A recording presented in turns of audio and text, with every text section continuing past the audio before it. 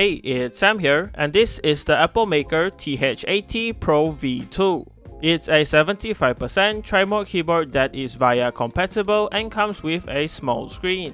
It's priced at $99 and is available in 2 colors and a few switch options. Here I have the white color variant with the Epomaker Mulan switch. In the box, there's the quick start guide for the keyboard that's in multiple languages, a 2-in-1 switch and keycap puller, a braided Type-A to Type-C charging cable, 3 extra switches, and the keyboard which weighs under 900 grams or 1.9 pounds as it's mostly plastic. So the keyboard has a 75% layout with a screen on the top right corner and a magnetic golden badge at the arrow keys here. The screen has a startup animation and it displays the date and time with some details of the keyboard alongside 2 preset GIFs from Epomaker. You can also upload your own if you want to with the custom imaging tool software provided. You just have to select any picture or GIF you want from your computer and upload it to the keyboard screen here. This is how the GIFs I uploaded look, and they are surprisingly clear and nice on this small screen.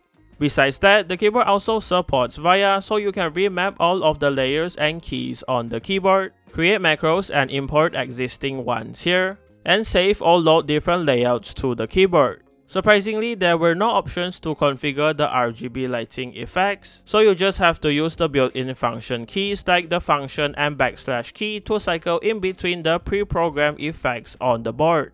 Aside from that, the keyboard comes with cherry profile die-sub PBT keycaps that are 1.4mm thick in this beige colorway, the Epomaker Mulan switches which are pre-looped out of the box, plate-mounted stabilizers that have been generously looped, a 5-pin hot swap south-facing PCB with per-key RGB, and a flex-cut polycarbonate plate that is gasket-mounted to provide a softer typing experience. The side looks like this with the cherry profile keycaps. The front is clean with no logos with a height of around 19mm, and on the back there's the Type-C connection port, the tri-mode toggle switch, and a slot for the 2.4GHz USB dongle in the middle. On the bottom, there is 4 rubber feet, 2 height adjustable feet, and a plug in the middle with some details of the keyboard printed on. As usual, there is 2 configurations for the height adjustable feet, so you can increase the typing angle for the keyboard to fit your preferences. Moving on to the components inside, you access them by prying open the clips that hold the case together. And I recommend using a plastic pry tool if you're planning on doing this. With the case open, the cables connecting to the daughter board, the battery, and the screen can be disconnected. So in the bottom case, there's a piece of foam and silicone to dampen the sound, accompanied by the screen mounted here and the 3000 mAh battery with the daughter board in the middle. The top case just has the housing for the screen on the top and the compartment for the magnetic badge here. In between the plate and PCB, there's a Hi-Fi PET film, an IXPE switch pad, and a pre-cut Poron plate foam. All of these mods and pieces are sandwiched together and is gasket mounted with the soft Poron gaskets on the sides of the plate. Here you can see how it's mounted onto the bottom case to provide that soft and bouncy typing feel. Alright, that was everything about the keyboard. Now please enjoy the typing sound test.